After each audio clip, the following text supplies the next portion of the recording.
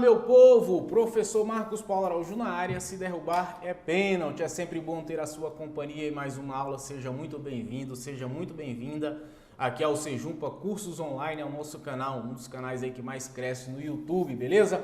Pois bem, eu espero que você sinta-se à vontade, de que você tenha aí o seu aprendizado. Você que já é inscrito em nosso canal, já na confiança, deixa aquele like porque a aula vai ser punk, beleza? Se você ainda não é inscrito, ao final, gostando da nossa aula, se inscreve aí, tá certo? Curta, compartilha aí com outras pessoas que estão nessa mesma vibe para concurso público, tudo bem? Nossa disciplina de hoje, Direito Tributário. Tema da aula, Impostos. Ok? Tudo certo na Bahia? Sem maiores churumelas, vamos para a tela. Veja aí comigo, como eu falei para vocês, tema da nossa aula de hoje, Impostos, certo? Sigamos em frente. Olha só, o conceito de imposto nós temos lá no artigo 16 do Código Tributário Nacional. O que diz o artigo 16 do CTN, galera? Artigo 16, imposto é o tributo cuja obrigação tem por fato gerador uma situação independente de qualquer atividade estatal específica relativa ao contribuinte, frisando, imposto é o tributo, cuja obrigação tem por fato gerador uma situação independente de qualquer atividade estatal específica relativa ao contribuinte. O que isso quer dizer, professor? Com base no artigo 16 do CTN, vai dizer que o imposto, na verdade, o seu fato gerador, não depende de que o Estado pratique uma determinada conduta em prol do contribuinte. Tá certo? Nós veremos na nossa aula sobre taxas, por exemplo, que a atuação do Estado ela é vinculada. Vinculada em que sentido? Para que o Estado possa cobrar a taxa, por exemplo, há necessidade de que, na verdade, ele pratique uma determinada conduta, ele faça algo em prol do contribuinte ou relativamente a esse contribuinte. O imposto não. O imposto nada mais é do que eu, na condição de contribuinte, o Estado vem, simplesmente fala, vou tributar a renda. E aí descreveu ali a sua hipótese de incidência, né, com base, óbvio, na Constituição Federal, que outorgou poderes aos entes públicos, né, aqueles que possuem capacidade legislativa, a União, os estados, Distrito Federal e municípios. Nós sabemos que o imposto de renda é vinculado a quem, gente? A União, né? Porém, os proventos aí oriundos, né, arrecadados do imposto de renda sobre a fonte de pagamento, sobre as folhas de pagamento dos seus servidores, vai para o ente público, tá ok? O que eu quero dizer para vocês é que, para que esses entes públicos possam tributar, né, um imposto, digamos assim, criar um imposto, o seu fato gerador não depende especificamente de uma determinada conduta desse agente político. Tá certo? Tudo tranquilo? Então, vamos lá, seguindo adiante, olha, não são tributos vinculados por excelência, como a gente viu, na verdade, se eles não são vinculados, o que isso quer dizer? A atuação estatal não depende para que haja a incidência, digamos assim, né? Ou para que surja o fato gerador, tá certo? Por quê? Porque o fato gerador não depende de uma atividade estatal, por isso que ele não é vinculado. O produto de sua arrecadação serve para atender os interesses gerais, universo, né, como é chamado aí. Então, portanto, o produto da arrecadação do imposto, gente, pode ser utilizado em qualquer situação, para qualquer fim específico, né? Certa feita, um aluno até falou comigo, pô, professor, não poderíamos fazer uma reserva de percentual do imposto, né, para poder aplicar, um exemplo, né, na pavimentação das ruas, já que eu pago IPTU, vamos fazer uma reserva de um determinado percentual para utilização para esses fins. Como aqui, com base na atual legislação, a gente sabe que isso não é possível, né? Mas olha o pensamento dessa pessoa, desse aluno, né? Ele falou, professor, será que não seria possível? Sim, é possível desde que haja o quê? Uma mudança na legislação. Se houver uma mudança na lei e determinando isso, tudo bem. Aí parte dessa arrecadação já passa a ser vinculada. Ok? Tranquilo?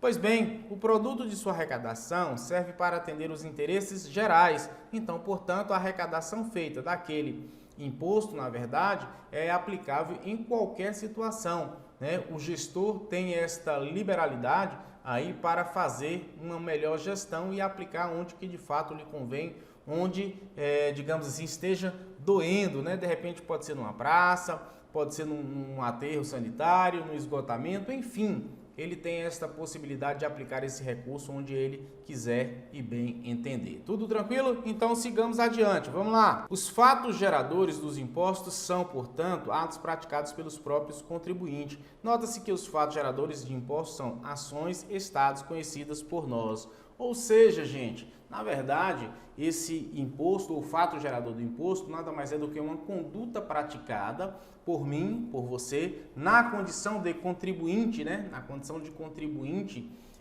do determinado imposto, eu demonstro para o fisco que eu exteriorizei uma riqueza, que eu adquiri uma mercadoria, que eu adquiri uma propriedade, tá certo? Então percebam que nesse caso é sempre no infinitivo o verbo, né? Comprar, adquirir, entendeu? Possuir, auferir renda no caso. Então veja que esta é a conduta. Eu mostro para o fisco que eu pratiquei aquela conduta, que eu pratiquei o fato gerador, né, do determinado imposto e que, portanto, surge a partir daí a obrigação tributária e eu tenho que pagar o tributo independentemente, lembre-se disso, independentemente aí da, como é que eu posso dizer para vocês, da atuação estatal. Ok? Tudo tranquilo? Então vamos lá. Aqui no caso, IPTU, ser proprietário de imóvel urbano. ITR, ser proprietário de imóvel rural, e IR, auferir renda. Então vejam que aqui são nada mais do que as condutas, né? São as ações praticadas pelo contribuinte, tá certo? E que o Estado, na verdade, irá tributar, ok? Tranquilo? Em nenhum dos tributos anteriores o Estado realiza uma atividade ou presta um serviço ao contribuinte, só ratifica de que para que surja o fato gerador da e que nasça a obrigação tributária, não há necessidade de que o Estado pratique ou realize, como está aqui, ó, uma atividade, tá bom? Então, portanto, apenas preenchi, nada mais é do que pratiquei um fato que tem uma previsão na norma, como sendo o imposto, então, portanto, nós devemos aí estar recolhendo o tributo, pagando esse imposto, ok? Basta ao sujeito passivo realizar uma situação que demonstre riqueza e de imediato surge a obrigação tributária de pagar o imposto. Então, portanto, veja que acaba sendo vinculado, né? Vinculado no seguinte aspecto: pratiquei o fato gerador, né? Exteriorizei, eu demonstrei uma riqueza para o fisco, nada mais correto, né? Nada mais condizente de que, na verdade, eu terei que pagar o imposto. Ok? Tranquilidade? Pois bem, olha só, uma questão aí para a gente já ir treinando, né? CESP 2017 diz o seguinte, o enunciado: um imposto é espécie tributária caracterizada por indicar fato ou situação fática relativa ao próprio contribuinte no aspecto material de sua hipótese de incidência. O imposto é uma espécie tributária caracterizada por indicar fato ou situação fática. Relativa a quem, gente? Ao contribuinte, no seu aspecto material de sua hipótese de incidência. Então, assim, eu quero que você dê agora pause aí e, na verdade, né, responda esta questão. Beleza? Tudo tranquilo? Respondida a questão? Pois bem, então vamos lá. O imposto é uma espécie tributária? Certo ou errado? Certo, né? O imposto é uma espécie do gênero, na verdade, uma espécie tributária. O imposto, taxa, contribuição de melhoria, empréstimos compulsórios, né, e contribuições sociais são as espécies tributárias. Caracterizada por indicar um fato ou situação fática. De fato, falei para vocês que caracteriza-se através de uma ação, né, de um Estado, em que eu, na condição de contribuinte, demonstro para o Estado aquele fato em si, né? Auferir renda, por exemplo, comprei um imóvel. Relativo ao próprio contribuinte, sim, porque ele, na condição de contribuinte, é ele quem vai pagar, uma vez que ele praticou o fato gerador. No aspecto material de sua hipótese de incidência, o aspecto material é o fato em si, de sua hipótese de incidência, né? Ou seja, aquilo que está previsto na norma. Então, portanto, o gabarito da nossa questão nada mais é do que certo, ok? Tudo tranquilo, simples, light, suave na nave. Vamos lá. O imposto é instituído quando a lei define. Então veja que para que haja a criação de um imposto, quem é que vai criar esse imposto? A lei, princípio da legalidade. Essa lei, por sua vez, pode ser uma lei ordinária, tá certo? E essa lei vai definir o que, gente? O primeiro ponto que a lei tem que trazer para a gente, ó, fato gerador. Qual o fato gerador dessa norma, né? O que está previsto, o que acontece, tá bom? Então temos que ter a figura do fato gerador. A lei também tem que trazer para a gente o sujeito passivo, né? Quem é o contribuinte? Quem deve pagar aquele imposto, né? Desde que ele pratique aquela conduta. Por outro lado, trará também a norma a sua base de cálculo, tá? A base de cálculo nada mais é do que o valor, ou melhor dizendo, a amplitude, digamos assim, sobre a qual incidirá uma determinada alíquota que já está aqui na porta aí, ó, a de número 4, a alíquota vai incidir sobre a base de cálculo, que nada mais é do que a dimensão, é o parâmetro que eu vou utilizar para servir, né, digamos assim, de suporte para o cálculo do valor do imposto. É a base de cálculo ali, a plataforma, né, como o próprio nome já diz.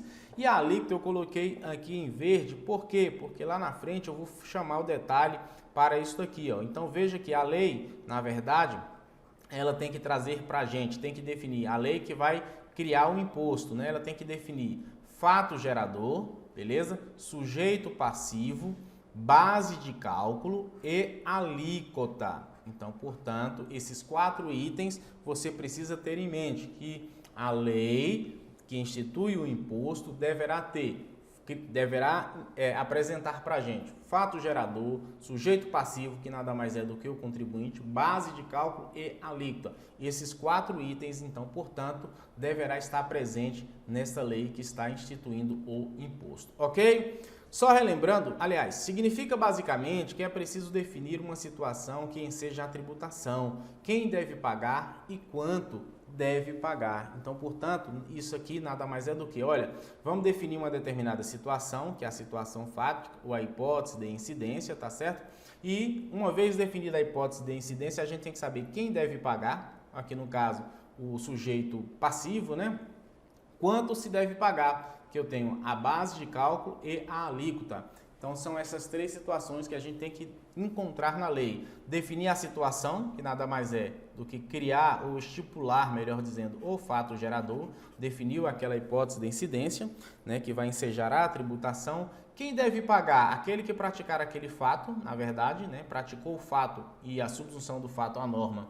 A gente pode falar de que vai nascer a obrigação tributária, surge o fato gerador. Quanto se deve pagar? Beleza, vamos pegar a base de cálculo do valor que tem ali e colocar uma alíquota em cima, que é um percentual, para poder estar pagando, ok? Só relembrando de que a Constituição não instituiu nenhum imposto de fato, né? A gente está careca de saber que a Constituição ela não institui nenhum tipo de imposto, tributo, na verdade. Ela apenas outorga esses poderes para que os entes políticos possam estar instituindo. Nenhum imposto, mas dita as balizas, né? Olha só, a serem observadas pelo legislador competente para instituí-lo. Então, portanto, traz as regras gerais, traz os suportes, né? Sobretudo, delega, né, esta competência para a criação de quem, gente? Do imposto, né? Ou do tributo de um modo geral, ok? Tranquilidade? Vamos lá. Instituição do tributo, ele pode ser instituído de 2 formas, através de uma lei ordinária ou complementar. Opa, peraí, professor, como é que é isso? É isso mesmo. O tributo ele pode ser instituído através de lei, não há tributo que seja majorado ou criado sem lei anterior que o institua, né, que o defina, princípio da legalidade tributária. Mas a gente sabe que, na verdade, tem aquele porém em que há um ato formal, ato equivalente, digamos assim, né, que tem a força de lei, que é o caso da medida provisória. Pois bem, via de regra, o tributo ele é criado através de uma lei ordinária ou através de uma medida provisória, desde que essa medida provisória, até o último dia do exercício financeiro, seja convertida em lei. Ok? Ok. Mas e as leis complementares? De fato, existe também a possibilidade da criação do tributo através de lei complementar. Ocorre que esta criação de lei, ou melhor dizendo, a criação desta lei ou do tributo através da lei complementar só é cabível em algumas hipóteses em que nós veremos aqui, tá certo? E é importante que você memorize, que você saiba quais atualmente são os tributos que na verdade são instituídos através de quê? Através de lei complementar. Ok? Tranquilo? Veja comigo então na tela o seguinte, ó. A lei que institui um tributo, via de regra, é a lei ordinária. Falei para vocês aqui agora. Então, via de regra é a lei ordinária ou algum ato, né, equivalente, no caso a medida provisória, ato com força de lei. Existem casos previstos na Constituição Federal que aponta a lei complementar. Então, portanto, não é a regra, é a exceção, desde que a Constituição Federal traga para a gente e diga, vem cá, quais são esses tributos. O primeiro dele, está aqui na tela, ó, Imposto sobre Grandes Fortunas. É um imposto de competência da União, até então não foi criado, mas está lá no artigo 153, inciso 7º da Constituição Federal, competência da União para criar o IGF. E deve ser criado através de lei complementar. Você pode pegar a Constituição e dar uma lida. O segundo tributo, né, que nós temos aqui são as contribuições sociais residuais. A regra é que as contribuições elas sejam instituídas através de lei ordinária. Porém, as contribuições residuais serão criadas, na verdade, através de lei complementar. Onde é que está a fundamentação disso? Parágrafo 4º do artigo 195 da Constituição Federal de 88. Um terceiro tributo que nós temos, criado através de lei complementar, são os impostos residuais de quem, gente? Competência da União. Previsão também, artigo 154, inciso 1º, ok? Vejam que esses três aqui, ó, são todos de quem? Da União. E temos ainda os empréstimos compulsórios, que também é privativo da União, um empréstimo compulsório, e vai ser criado através de quê, gente? Através de lei complementar. Atenção, esse é um tema recorrente em provas e você deve memorizá-los, porque cai com bastante frequência. Tudo tranquilo, tudo certo? Veja que nesse caso aqui, esses impostos que eu acabei de citar para vocês, ou contribuição social, imposto residual, né, bem como os empréstimos compulsórios, por incrível que pareça, são de competência exclusiva da União. Então, portanto, a União é quem poderá criar esses tributos, né, que são reservados à lei complementar. Estados, municípios e Distrito Federal não poderão fazer a criação desse tributo porque não possuem competência para tal. Ok? Tranquilidade, sigamos em frente. Façamos uma leitura do artigo 146 da Constituição. O artigo 146 diz para a gente o seguinte: cabe à lei complementar estabelecer normas gerais em matéria de legislação tributária, especialmente sobre, olha só, artigo 146, inciso 3º, sobre definição de tributos. Então, cabe à lei complementar fazer a definição de tributos, de suas espécies, bem como em relação aos impostos discriminados nessa Constituição, a dos respectivos fatos geradores, bases de cálculo e contribuintes, ok? Percebam aqui um detalhe. Nesse caso aqui, a gente viu que a lei que institui o imposto deverá trazer para a gente fato gerador, quem deve pagar, que é o contribuinte, onde vai incidir o quanto, a quantificação, que é a base de cálculo e a alíquota. Então, vejam que, por isso que eu deixei a alíquota lá atrás de verde, porque é um detalhe. Veja que aqui, com base no 146, inciso 3º, a linha A, diz que, no que diz respeito aos impostos, deixa eu colocar na tela para vocês, diz o seguinte, ó, em relação aos impostos, que a gente já viu lá atrás, discriminados nesta Constituição, a dos respectivos fatos geradores. Então, cabe à lei complementar, no que diz respeito aos impostos, tá certo? Discriminados nessa Constituição, a dos respectivos fatos geradores. Então, a lei complementar é quem vai, na verdade, estabelecer o que? As normas gerais, tá? Sobre os impostos, tudo bem? E aí vai tratar dos fatos geradores, base de cálculo, contribuintes. A Constituição, na verdade, aqui, ela não fala da alíquota, que a alíquota deve ser tratada como sendo ou necessariamente através de norma geral, uma lei complementar. Então, portanto, a alíquota pode sim, ainda que do imposto é a exceção, ela poderá ser tratada, né, através de lei ordinária. A Constituição fala que somente através de lei complementar é que nós podemos tratar sobre normas gerais de impostos, de modo especial, fato gerador, contribuinte e base de cálculo. Então, portanto, são as três hipóteses. Alíquota, professor? Não. Não pode ser, não há, na verdade, não é que não pode.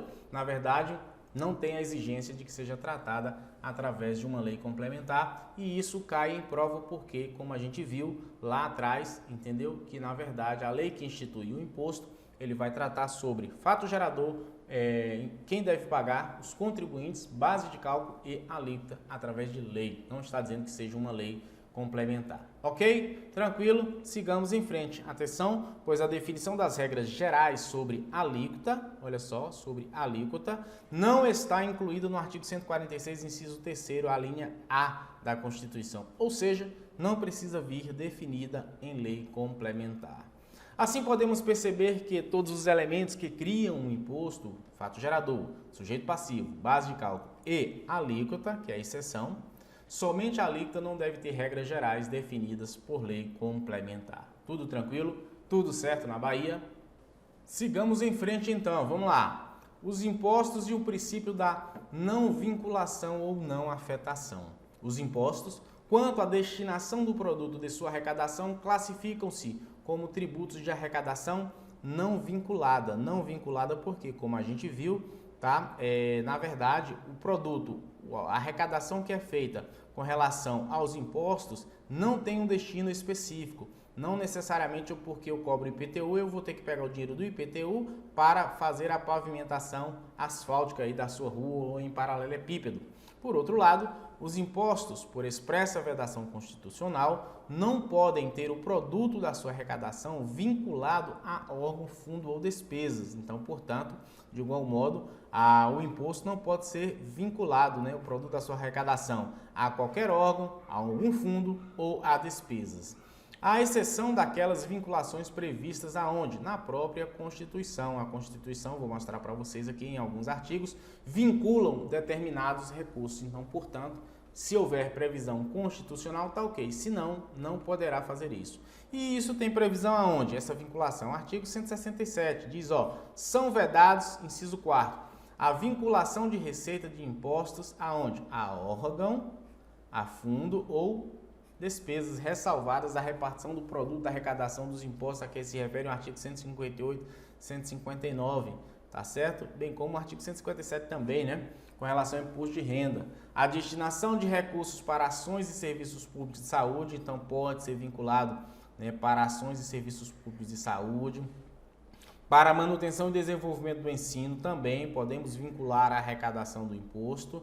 Para a realização de atividades da administração tributária, também você pode vincular isso daí, como determinado respectivamente pelos artigos 198, parágrafo 2º, 212 e 37. Ok? Saúde, ensino e administração tributária. E a prestação de garantias também às operações de crédito por antecipação de receita. Tem previsão no artigo 165, parágrafo 8º, bem como disposto no parágrafo 4º deste próprio artigo, que é o artigo 167. Nesses casos aqui, a gente pode estar fazendo aí a vinculação, né, digamos assim, dessas receitas com base em parâmetro constitucional, porque a Constituição, com base no artigo 67, ele acaba aqui autorizando. Por outro lado, se não houver uma previsão constitucional autorizando que seja feita essa vinculação, não há que se falar nesta possibilidade de vinculação. Ok, gente? Tranquilo? Sigamos então adiante. Como visto, a receita dos impostos serve para custear difusamente, né, de forma difundida, de forma pulverizada, os serviços públicos gerais, tá certo? Ou universais, universe. Por exemplo, segurança pública, né? Já que não pode ser cobrado por taxa, limpeza pública também não pode ser cobrada por taxa, a iluminação pública não pode ser cobrada por taxa, todos aqueles que não podem ser custeados por taxa, na verdade, serão cobrados ou custeados através dos impostos, tá certo? Porque, na verdade, aí entram outros fatores que a gente vai aprender na questão do imposto, a especificidade, divisibilidade, né, para que possamos aí o produto da sua arrecadação também, para que possamos encontrar a natureza jurídica do tributo. Lembre-se de que imposto não possui ou não depende de uma atividade vinculada por parte do Estado, né, uma prestação desta atividade, e aí o fato gerador, ele nasce simplesmente de uma ação do Estado praticada pelo contribuinte, ok? Tranquilo? Sigamos em frente. Opa, mais uma questão, ó. Fundatec 2018 diz o seguinte: é irrelevante que todos os valores arrecadados a título de IPTU não sejam destinados à manutenção da rua onde está localizado o imóvel do contribuinte desencadeador da tributação. Certo ou errado? Espero que você, agora desta vez também, dê um pause e responda esta questão para saber como que você pensa. Beleza? Respondeu? Já acabou o pause? Já saiu? Então vamos agora ver a questão. É irrelevante que os valores arrecadados do IPTU não sejam destinados à manutenção da rua. Veja que não sejam destinados, é irrelevante por quê? Porque o imposto, como a gente viu, estudamos até aqui agora, ele não tem, o produto da sua arrecadação, nenhuma vinculação, salvos naquelas hipóteses que a gente estudou aqui, ó, do artigo 167 e seguintes da Constituição, e bem como aqueles que tratam de saúde, ensino e administração tributária. Então, nesse caso específico, o gabarito da nossa questão é correto, né? Então, portanto, é irrelevante aí os valores arrecadados a título de IPTU não sejam destinados à manutenção da rua, né? Como eu falei para vocês, da pavimentação. Gabarito, então, portanto, aqui, ó, certo. Ok? Vamos embora. Para a gente estar finalizando, para não ficar muito grande, ó, repartição do produto, exceções, melhor dizendo, me perdoe, ao princípio da não afetação dos impostos, tá? Repartição do produto da arrecadação dos impostos não sofrerá afetação, porque na verdade aqui quem paga as folhas, né, já faz a retenção e utiliza desse recurso, repartição de competência. Destinação dos recursos para ações e serviços públicos de saúde, como a gente viu, né, bem como a destinação aos recursos de ensino, bem como da administração tributária. Então, nesses casos aqui, poderá haver vinculação, como a gente já viu, porque na verdade é uma exceção e tem previsão na própria Constituição Federal. Beleza, galera? Prestação de garantias para operações de crédito por antecipação de receita, também tem a vinculação. Prestação de garantia ou contra-garantia à União, também tem a possibilidade de vinculação. Pagamento de débitos para com a União.